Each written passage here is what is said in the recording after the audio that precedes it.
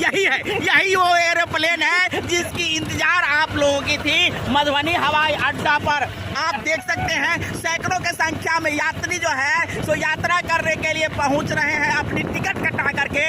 ये सारे गाय भैंस जो है सो एरोप्लेन पर चढ़ने के लिए तैयार है। पहला ऐसा हवाई अड्डा है जहां एरोप्लेन नहीं बल्कि खिलाड़ी उतरता है, नेता उतरता है, जहां गाय गोरू चरता हुआ मिलता आपको दिख जाएगा, लेकिन यहाँ एरोप्लेन नहीं उतरता है। सब झूठ भरम फैला रहा है। यहाँ से तो हवाई जहाज की लाइन लगी रहती है। बस कुछ ही क्षणों में देख सकते हैं अब यहाँ लैंड करने वाली है एरोप्लेन। यही वो एरोप्लेन है जिसकी इंतजार आप लोगों की थी मधुबनी हवाई अड्डा पर। आप देख सकते हैं सैकड़ों की संख्या में यात्री जो है सो यात्रा करने के लिए पहुंच रहे हैं अपनी टिकट कटा करके। ये सारे गाय भैंस जो है सो एरोप्लेन पर चढ़ने के लिए तैयार है। आप देख सकते हैं ये एरोप्लेन मधुबनी का है जहां जो है एरोप्लेन कुछ ही क्षणों में उतरने वाली है।